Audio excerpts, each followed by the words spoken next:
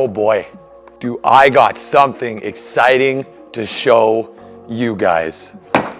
Put a dent in the hood. We got some OEM Honda gaskets, which means we're doing another mod, boys. I should really have a table for this, but honestly, I don't care.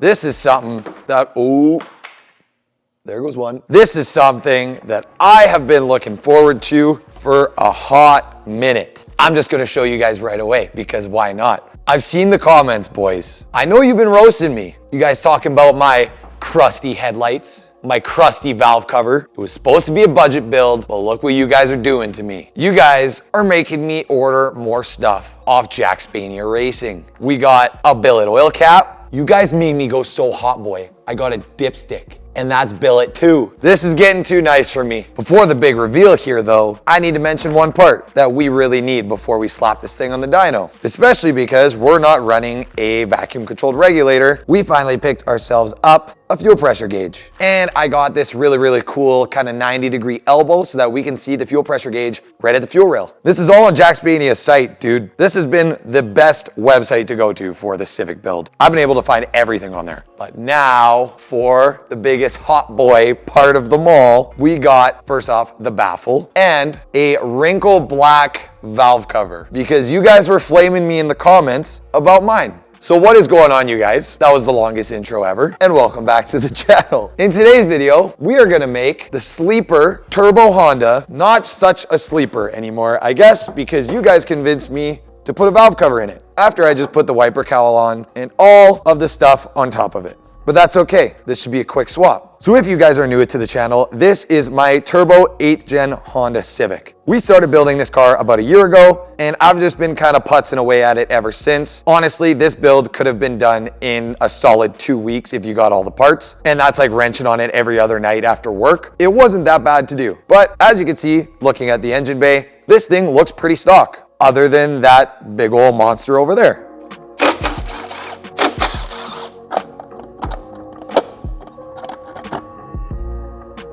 That is greasy, boys. This engine cover hides a lot of it, but that looks so bad. Let's do our first mod, which we're gonna have to take this off again anyways, but I just wanna see what it looks like on the crusty valve cover. Look at that. Get this stock one pulled out of there. Damn, that looks baller. That's gonna look sweet with the black valve cover. We gotta pull this loose wiper cowl off that I don't have any clips in, and pull the wipers off so we can get this valve cover pulled off.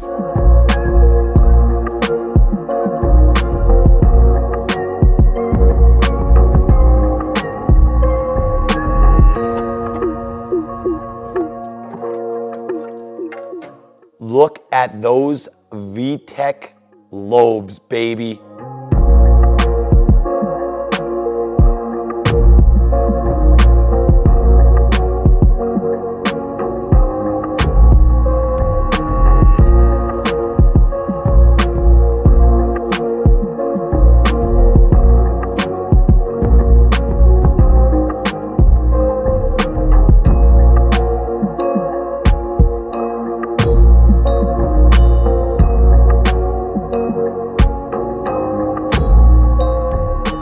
When you take these valve covers off, you really do realize how close that Sidewinder manifold is to the valve cover. That's crazy. And this engine has 200,000 kilometers on it, and there is absolutely zero scoring on the cams whatsoever. I love to see that. So now that we got the old valve cover off, there is a lot of things you need to do before you can just slap a new valve cover on. Where your time cover meets the head of the engine, there is a crease in the metal there because it's two aluminum components bolting together. Now, whenever you have a crease like that and you have a gasket surface trying to seal both of those, it's not gonna work unless you have some type of RTV or sealant on that joint so that the RTV can seep into the crack and completely seal it off. Same goes for any surface that's not flat or changes direction at all. And this is just a general rule of thumb. I highly recommend if you guys are doing valve covers on any of the vehicles you're working on, try and find the factory silicone path for where they want you putting silicone on the head when you install a new valve cover gasket or a new valve cover. But on these, it's pretty typical, just like Subarus. You're putting it right there because the head is coming straight up here. I would honestly just run a full bead along this whole thing right down to the back there. But then any of the flat surfaces like here, the OEM gasket will seal just fine. So our first step is gonna be getting some brake clean and a Scotch-Brite pad and a razor blade. We're gonna razor blade off all of the old RTV that's on there. It's just Honda Bond RTV. So we're just gonna razor blade that off and make sure to not drop the silicone into the head of the engine. If you do, please get it out,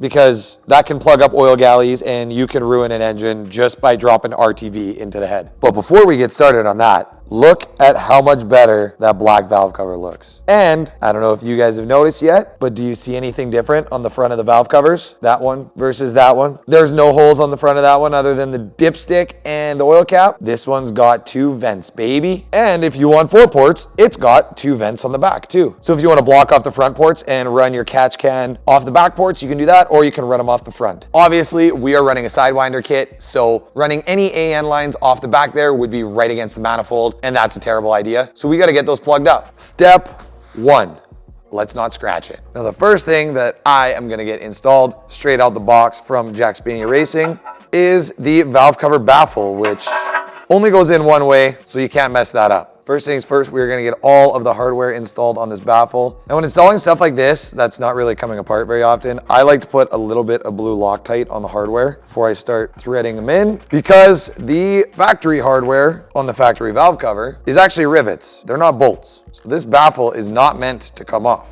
And if it does, you're gonna be smacking a baffle to a bunch of cams that are spinning at double the speed of the crankshaft, which is freaking fast. These threads feel okay at best, if I'm being honest. So far, they haven't felt the cleanest thing in the world. I mean, they're getting started good, but then once they get about halfway down, they start to bind up. But we'll see what happens. So I cut the camera there just to make sure everything was fitting nice, and it's not. If I'm being 100% honest, Jack Spania sent all of these parts out to us to fit these up on the car and make sure they all work, because they are supporting the build. And if you guys watch, I don't have the baffle on there. I'll try and thread this bolt in and she stops right there. There's a solid probably 8 to 9 threads left there before it would even start to tighten this baffle plate at all. So in that case, the answer is either get shorter hardware to fit how far they've tapped the holes, or slightly drill out the holes a little bit more and tap a couple more threads in so that the hardware that they include in this kit works. The ones we're really gonna have to be careful on, all of these outside ones don't matter really. It's these inside guys that, if you look at the front side of the valve cover, you could end up drilling right through by the spark plug tube holes right here.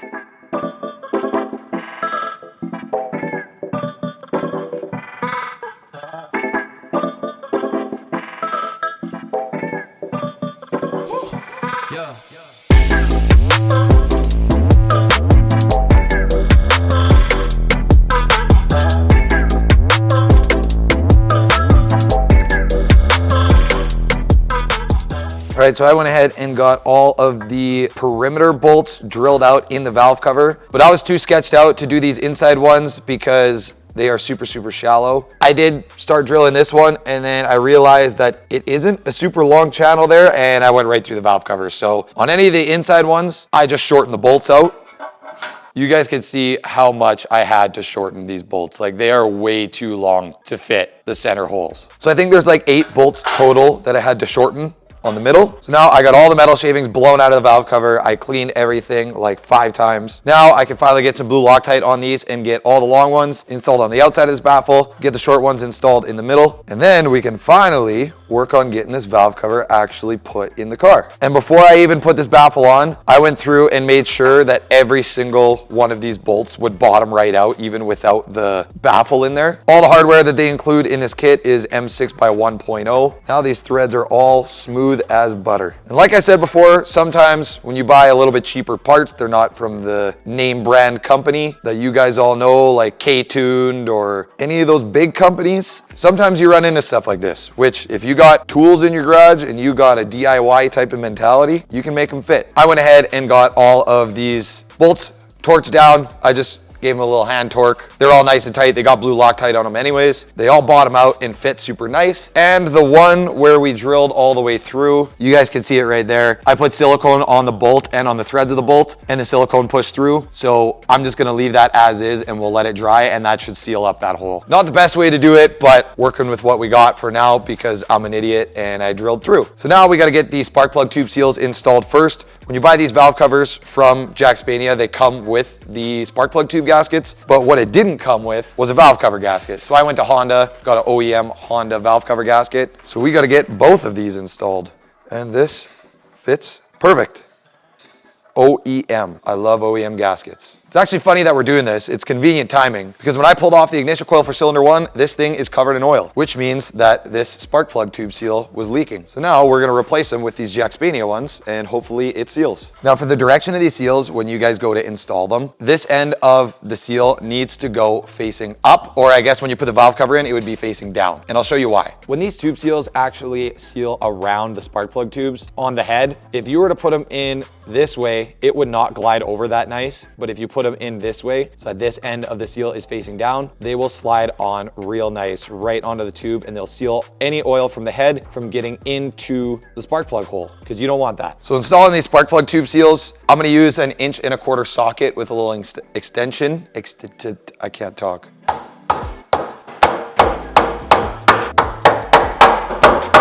I just run my finger around them, make sure they're all nice and even. And now we got spark plug tube seals. We got a brand new, fresh OEM Honda valve cover gasket. Our valve cover is ready to go in the car. So now we gotta prep the head so that this thing will actually seal and not leak, because I hate oil leaks. So as you guys can see right here, this is what I was talking about before with the silicone that is left over here and where we're gonna have to put silicone. So I just take a razor blade and just pull it back, and you can work it off. And when you're pulling the inside, I pull it away from the engine so that we don't get that silicone in the engine.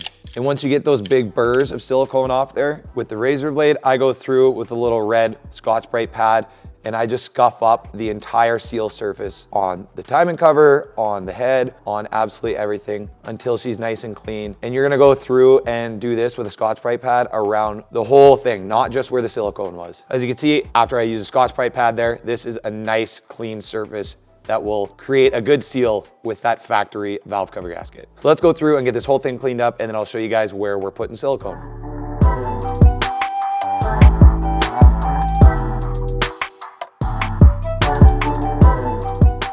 We finally got the entire surface prepped out for the valve cover on the head. As you can see, there's just a little glob of silicone right there where the timing cover meets the head. I did the same thing on the backside back there. And then on the backside, I ended up just running a full bead from here all the way up the back. And it kind of looks the same as that on the back of the head as well, right by the sidewinder manifold. But I did cover the whole thing. I just went over it with my finger to spread it because you can't really get the silicone in there to lay it out nicely in a bead. Usually I like to lay it out in a bead. I don't like to spread it with my finger, but in this case, it'll be fine. So everything is prepped out on our valve cover. I did get 2 of the plugs that came with this valve cover kit installed on the back of the valve cover because we're not going to use the rear 2 vents. We're going to use the front ones. Now comes the best part, which is actually getting it set in there with the harness and everything in the way and not scratching the valve cover because this engine bay is so tight, and not spreading silicone all over the place. Oh, there we go. And set her down. Perfect. Damn, that looks so hot, boy. We actually, now that I'm thinking of it, we totally could use these back vents. They're not that close to the Sidewinder kit. They sit pretty high, but we'll figure that out once we get there. For now, our next step is gonna be getting these seals installed on all of the studs, which I don't use brake clean on them because when you use brake clean to clean them, sometimes they like to swell a little bit. So I just take them and set them on dry, cap set on there, and then we can get the nuts tightened down.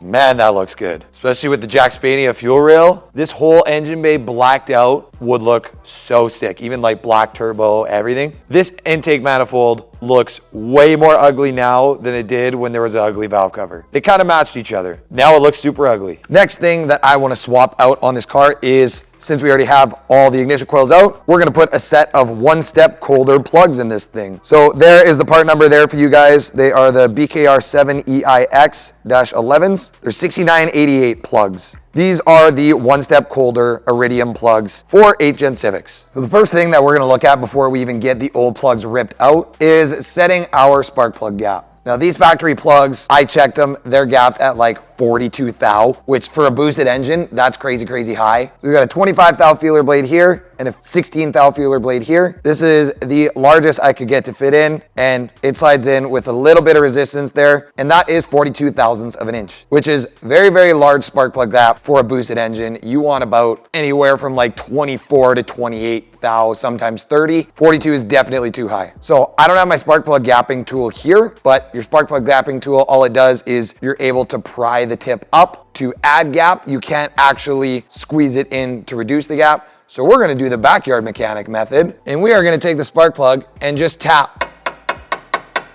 I'm not gonna do it on the engine bay. This paint's already destroyed anyways. Try and do it on a little bit of a harder surface so that you can get it to come in. But now just for me tapping it even that light, 42 thou is tighter fitting it in. So I'm gonna gap these to 28 thou, stay a little bit on the looser side. So I went ahead and gapped this one in my left hand here down to 28 thou. You guys can see the difference there in tightness. The one on the left definitely has a tighter gap than the one on the right. And if I take my feeler blades, which is at 28 thou, and stick them in there, it's a tight fit, but they fit. So now we got to get the other three gapped. We'll get them tossed in there. And like I said, just tap real lightly. You don't want to hit them too hard. You don't want to break the porcelain, or else you're gonna have a misfire. Another trick that I can teach you guys, just in case you don't have a spark plug gap tool, if you get a little stubby flathead screwdriver like this, you can increase the gap if you pound it too far and you get too tight. You just gotta use the actual, I don't know what material this is, but I guess metal portion of the spark plug. And you put the flat blade there. You can see when I go to pry on it, that the screwdriver is actually not hitting the tip of the spark plug at all. It's only prying against the body of the spark plug and the ground of the spark plug. One thing that is actually pretty wild about this car, I have never changed the spark plugs. This thing actually looks so good. I'm really happy with how it came out. I haven't decided yet if we're gonna run the factory engine covers over this stuff or leave it all exposed. That engine cover does cover up the fuel rail and the factory intake manifold quite a bit. Ooh, yeah, that tube's definitely full of oil. Yikes. We're definitely going to toss some brake clean in that hole. What do these stock plugs look like? Ooh, this one's got oil on her too. So these are Denso SK22PRM11S. Not sure what that is, but I'm pretty sure it's just a regular iridium plug. These spark plug tube seals were leaking on this thing. Good thing we replaced the tube seals. This one's gonna be caked in oil. Oh yeah. Look at how much freaking oil is on this thing, dude. It's dripping. I want to just clean out all the oil in those spark plug holes. And no, this isn't bad. You're not gonna wreck anything. I already got the air hose out, so wear safety glasses if you're doing this, or be really good at the safety squint. Ooh, I should get a rag here. I put a lot of brake clean in that one cylinder. I don't know how much this is gonna spray. Let's cover it and spray it out. Now that is probably the most efficient way that you can do that. So I'm gonna shove this back in there, and look at that, no oil on it. Brake clean evaporates very, very easy, and it is a combustible liquid. So even if it was in the cylinder, we had spark plugs in there. If you put too much, you could hydrolock it, but it would just light it on fire, just like it would light fuel on fire. So now we got all of our one-step colder plugs gapped, all to 28 thou. I honestly don't know what people usually gap these turbo K-series engines to, but 28 thou, I'm gonna go with that. That's gonna be a safe bet. If we need to gap them more, we get misfires or something like that, we can pull them out and slap a new set in. But 28 thou is a pretty good rule of thumb, 26 to 28, somewhere in that range. If you're running high boost, go lower, but this car is only gonna be running like maybe 10 to 12 pounds of boost.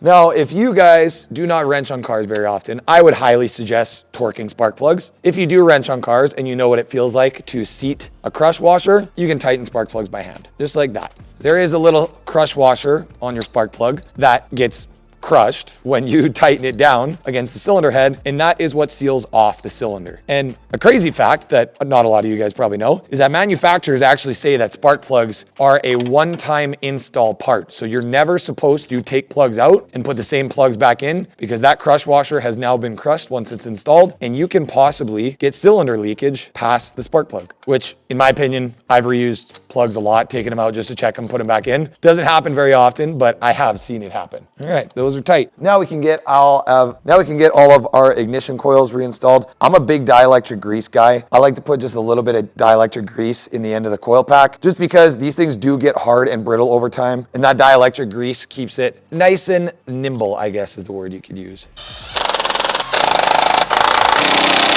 All right, ignition coils are in. Let's see what this factory cover looks like. I don't even know if I want to run it. I kind of like the exposed coil look, if I'm being honest. Let's see, how does she look?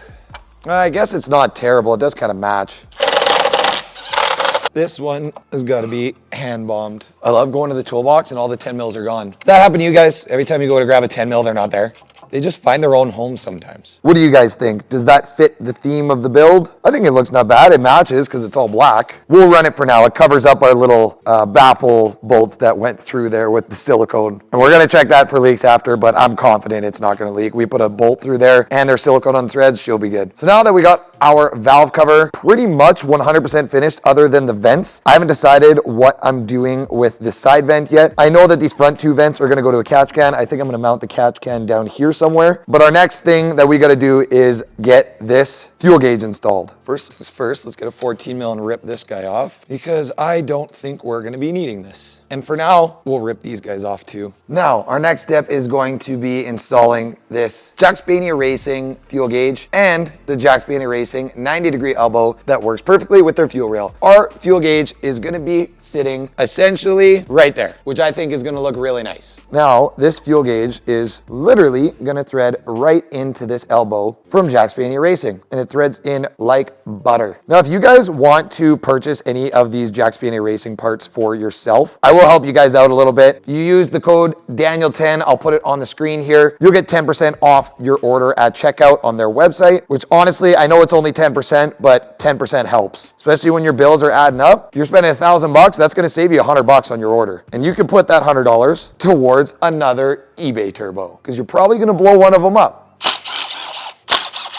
We are gonna be taking these two Allen keys off of the fuel rail right here. We're gonna pop this plug out, and then this guy with these two O-rings is gonna go right in that plug's place, which should be relatively easy. Now, like I said, I'm not a big fan of getting stuff in my fuel system, so I'm gonna spray some silicone spray on these O-rings. Usually I would put oil or something like that on them, which you can, but in this case, not necessary. So we're gonna be putting this on facing backwards. Now that we got that pushed in there, we can kind of see what it's going to look like, which is sick. So now we got to get this fuel rail reinstalled. First, I spray some silicone spray on the injector O-rings so that they slide on nice and smooth when we go to put this fuel rail on. Look at that fitment, dude. I just got to get her on one more turn. Right there. She's nice and straight, and it's tight, so that's cool. All right, that looks unreal. I'm super happy with that. All right, boys, moving on to the next part of this video. Now that we got the fuel system done, we're gonna check that for leaks in a bit. But first, you might notice two little empty ports on our brand new valve cover, because we got a new vented valve cover from Jack Spanier Racing installed now. So what we gotta do is build a setup for a catch can, which is exciting, but I don't know if you guys could tell, this engine bay is pretty cramped. If you had to pick a spot to put this catch can, there's only really one spot where there's any room in this engine bay to mount it. So I'm gonna show you guys the setup that we are working with here. A nice little baby catch can for an engine bay that's so packed there's no space for anything. This catch can is made by a company called BullBoost Performance. These catch cans are honestly dirt cheap. I don't even know how much they are, but they're really nice, like billet aluminum. The two fittings that the catch can comes with are barred fittings. I really want to run AN fittings off this valve cover. Right now, I don't have any fittings. I think these are 10 ORB. So I can just run a 10 ORB to 6 AN or 10 AN and then build AN lines to to go straight to the catch can. But to start, I just want to get this thing mounted. So I made a mount that's essentially going to sit right in the corner here, right by our ABS pump. And this is actually the bracket that comes with the catch can. I just bent it to fit right here. So what I'm going to do just to get this thing mounted is I'm going to use some of BullBoost silicone hose here and get it slapped on the barred fittings just so that we know kind of how it's going to sit. Now, the sketchy part about putting a catch can over here is this is our SERP belt. This thing is spinning at engine RPM. We do not want any hoses touching this or else they are going to get cut. So if I mount it right here with the way I bent this bracket, we should be able to have one hose going right here between the low pressure AC fitting and the other one coming around like this. And we should be able to zip tie it or something like that to this AC low pressure line and up to this fitting here. And then this other guy over to the far fitting over there. So we should not contact that belt whatsoever. Should have lots of clearance. Actually, what we could do just to stay safe, I can just go on the underside of the AC line and then now it's guaranteed it will never hit that belt. You guys can see that this is just gonna clear that belt perfectly. We got one going one way, one coming up the other way. We could even go underneath that AC line if we wanna be really safe, but for that Y fitting, I don't think we're ever gonna get close to touching that belt. They also include two little self-tapper screws in the kit, which honestly, usually I'm a nut and bolt type of guy myself, but in this case, there is literally no room to get a nut under there unless you wanna hold it with your fingers right here. So we're gonna self-tapper this on. I'm actually really scared to do this. I'm not a big self-tapper guy myself. I think this is kind of a janky way to do this. But in my opinion, right now, I don't really see any other way with how tight this engine bay is. This is the best place to mount this. Oh, that's terrifying. But it's in.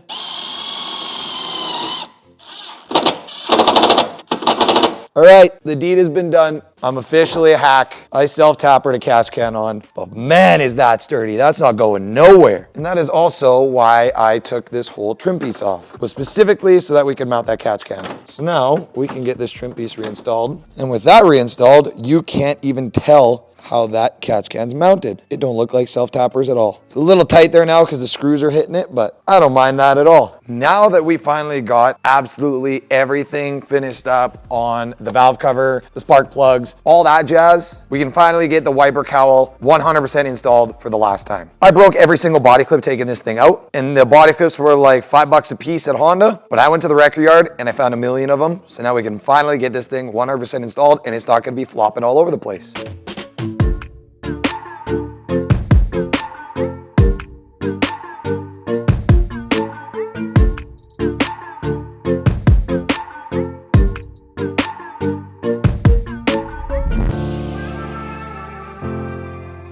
Considering I don't have any fittings yet, I'm pretty sure these are -10 ORB. I'm just gonna slap these guys back in this valve cover and just plug it off for now until we get fittings, just so that we aren't shooting oil all over our fuel rail here. And then this valve cover kit does come with a little fitting to go on the side, just to get some air flowing out of the head. I'm just gonna hand thread that on there for now. And then for when we go to build the actual PCV system, they do include a little plug to go on that side where we just put this fitting. So I think we'll be using that. If I'm being totally honest, I don't know how the PCV systems work on these K-Series engines. So if you guys know, drop it in the comments down below. I'm pretty sure we can just run these two ports right here to the catch can, but I don't know what to do with the PCV valve down here, if I should block it off. And then I'm thinking you have to block off this port on the head. But again, I gotta do some more research. So take that with a grain of salt, because in this video, as of right now, I don't know yet. And that just goes to show you guys as you're watching these how-to videos, I don't know everything. I'm learning as I go too, just like you guys are, and that's probably the reason you're watching this video. But now that we got pretty much everything dialed in the engine bay, other than the hoses for the catch can, and we got a coolant leak on that lower rat hose, which I'm just gonna double clamp that. I have some clamps here, but it's getting late, so I'm not gonna have time to do that. But what we do have time for is to prime the fuel system and get a good old cold start for the boys. Seems like we've been getting one of those in every video lately. So let's do it. It's like 11 o'clock at night. I'm still at my parents' house and they're definitely sleeping. So let's fire this thing up. Oh God, this thing is stone dead. I must have left the key on or something like that.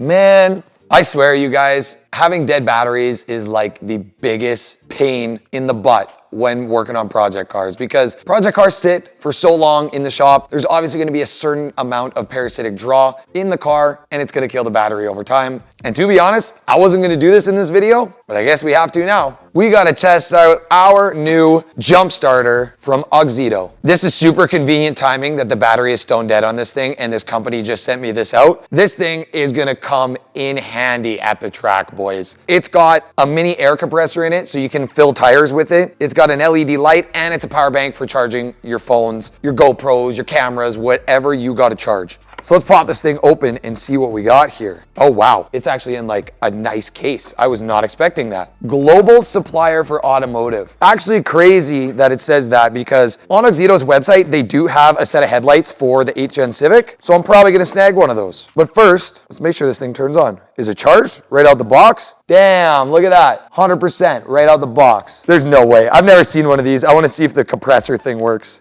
Or you can set the pressure. So I can set it to 35 PSI and then it'll keep pumping until it hits 35 PSI. That's sick.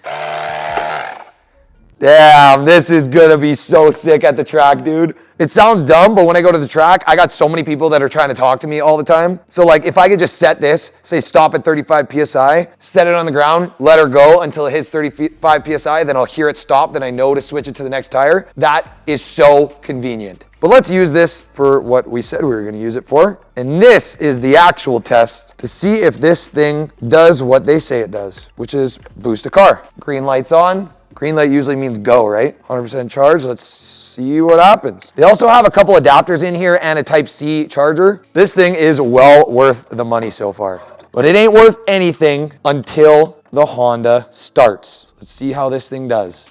How does it work? Oh, I press the on button. It seems like it did something. Percentage is going down already on here, 95%. Let's see if we can get a cold start for the boys. 87%, that's going down fast.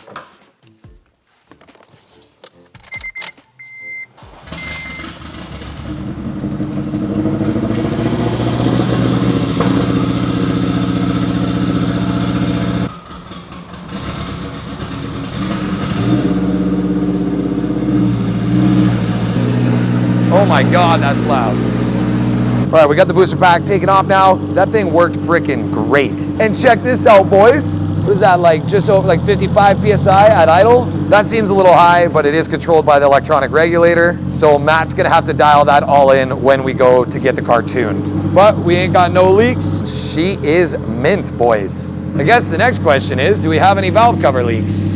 Of course we don't, because we sealed it properly and we prepped and cleaned all of the surfaces, so we know she's mint. Man, this engine bay looks 10 times nicer with the black valve cover. Oh my God. And that fuel gauge just tops it off.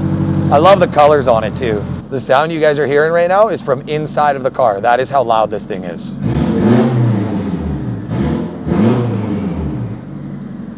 Oh, it sounds so good, dude.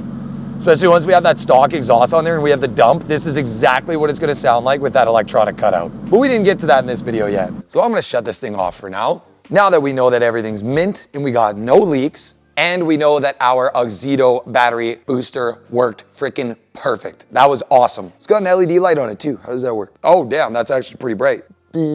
Oh, it's got some hazards. I like it. I don't show off a product unless it works. So that's why I wanted to test it out for you guys first to show you that this thing works. And it is at 75%, which is not bad. You get 4 boosts out of this thing. I don't know how many times you could fill a tire or anything like that, but we're gonna find out this summer at the track. So thank you to AUXITO for sending this out. If you guys wanna get your own, which you should because these are freaking awesome, I'll give you guys a discount code. The code is Daniel15. I'll put it on the bottom of the screen here. You guys can use that discount code at checkout to save yourself 15% off anything on the AUXITO website. They got car parts, they got LED headlights, they got battery boosters, they got everything on there, man. I'm gonna be ordering a new set of headlights for the Honda because you guys have been roasting me about this hazy headlight on this side. So we're gonna get a new set from AUXITO and we're gonna get 15% off. I will also put a link in the description to this battery booster. If any of you guys are track rats like me and you like to lower and raise your tire pressures at the track all the time, this is the way to go. We are making some unreal progress on this thing, man. Literally all we have left is the catch can lines in the engine bay, plug that port off, engine bay's done, and then all we gotta do is the exhaust, and this thing is going on the dyno. I am freaking pumped. So I'll see you guys in episode 18. Goodbye.